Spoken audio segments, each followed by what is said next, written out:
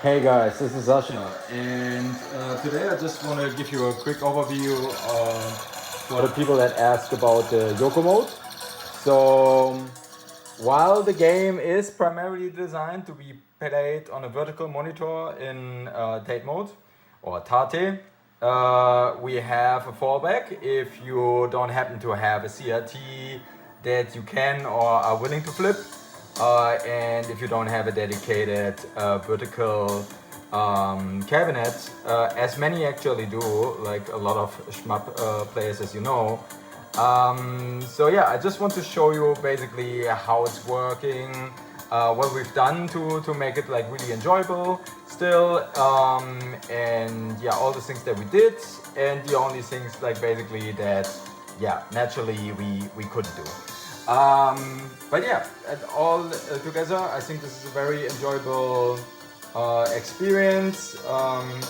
So let's dive in. So as you can see, the intro here is running, and it is running on a horizontal setup. So what we basically did is we saved the second version of the sprites and all the animations to show it in Yoko mode as well. And obviously we had to move the text around, so basically rotate that as well on the fixed layer, and so on and so on. I'm showing you almost too much here of the intro, too much of a spoiler. So yeah, before I continue, maybe I just like throw in a coin and then let's go from there. All right, as you can see, this is the either Japanese or European region setting right now that we have on this MVS. We only have one coin counter. And yeah, you can see like we have the usual countdown on the title screen.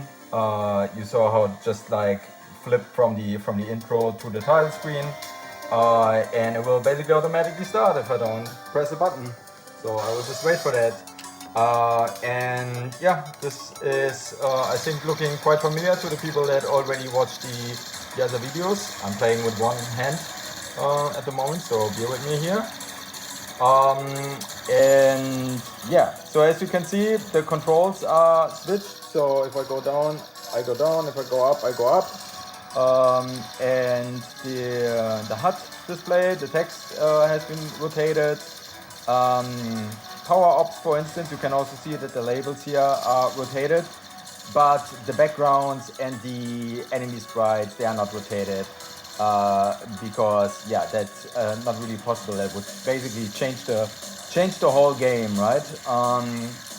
So I've actually been playing the game for the last couple of weeks for testing, but also for like last adjustment for this mode in Yoko mode, and I need to say it. While I prefer still the Tate setup.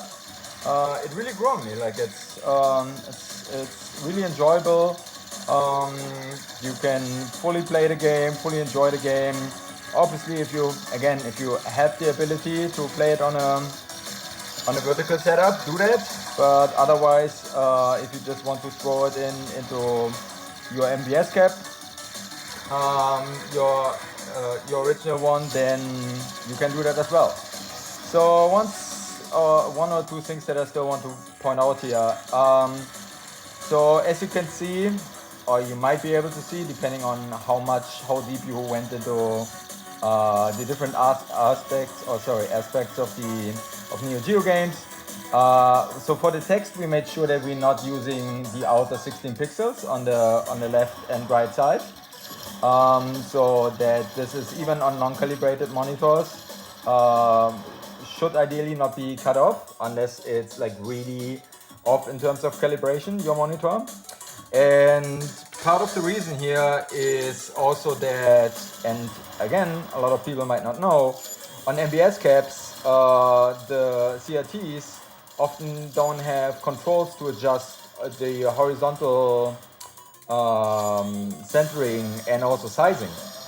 So the vertical sizing and centering is quite accessible, but you either don't have the ability to change it horizontally, or it's very hidden. I think somebody mentioned that the controls or the adjustments are actually, again, I'm still playing with one hand here, are inside the flyback casing, which yeah, sounds a bit scary to be honest. Don't know too much about CRTs, but yeah, sounds sketchy, and I don't know why exactly that is. Likely because it was just cheaper, more convenient for yeah, in terms of production. Anyways, so as you can see, text and everything has been rotated. Totally playable intro or like cutscenes, like also the ending scene and credits and everything. They will show just fine, right, on horizontal setups as well. And while I mentioned that, and I should have mentioned that earlier, while I mentioned that we made sure that the text should always be visible, even if you don't have a fully calibrated monitor. What we did not is we didn't shrink the play field. So if you go, oh, I'm running out of coins here. All right, I'm back. Just inserted like another coin. So what I wanted to tell you is, yeah, we did all these adjustments, and the text is optimized to always be on the screen, even on bad screens. The credit counter we put on the very edge, so mostly because so that it's consistent with your other games, especially if you have them in a multi-slot. You will notice that most games have them, if not all games, I haven't checked all of them, but many games actually have it exactly where we have it here. And yeah, it just looks more consistent. But what we didn't do is we didn't shrink the play field. So if you go like with your ship to the very left and you don't have a well-calibrated monitor, which basically shows all the available pixels, then you will see the ship will be a little bit hidden. It's not completely, well, it depends on your monitor, but usually it shouldn't be like completely hidden. But yeah, this is basically like a trade-off that we made, because yeah, otherwise the game would play differently, not just like from a control schema or like from the control mapping, which is rotated, but yeah, you would basically have like a limited game field here, and we really wanted, especially for the tape mode on a calibrated monitor, leverage the full screen size. And again, you might be able to adjust your monitor even in horizontal mode if you figure out how, and don't even have that problem. All right, that should be it for this update. There will be a few more, especially on the PCB production. Everything looks currently actually ahead of schedule. I don't want to get ahead of ourselves here, but that's just how it is right now.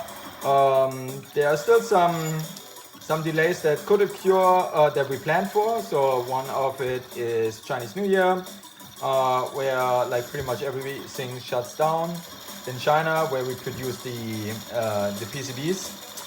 And yeah, and the other one is just that we might have like 1 or 2 turnarounds for the prototype boards, but things are like really looking good. We have, by the way, we have the AES version here, just showing you the menu. So basically everything that you will be able to do via soft dips on the MVS, you will be able to do via the menu on AES. Not getting too much into this right now, and let me just quickly unlock my screen here.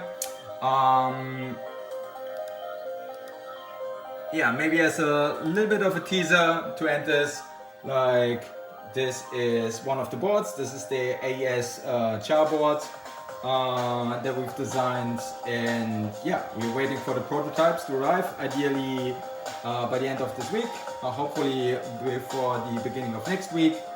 And yeah, things are looking really good. And the reason why I show you this and not the proc board is the proc board has quite some interesting stuff, to say the least, for us as like basically developers of the game, right? But also a lot of things that will be exposed to the user, or that will you will see. I don't want to spoil it too much, but it's going to be, I reckon, one of the most sophisticated PCBs or Neo Geo card designs that you've seen so far.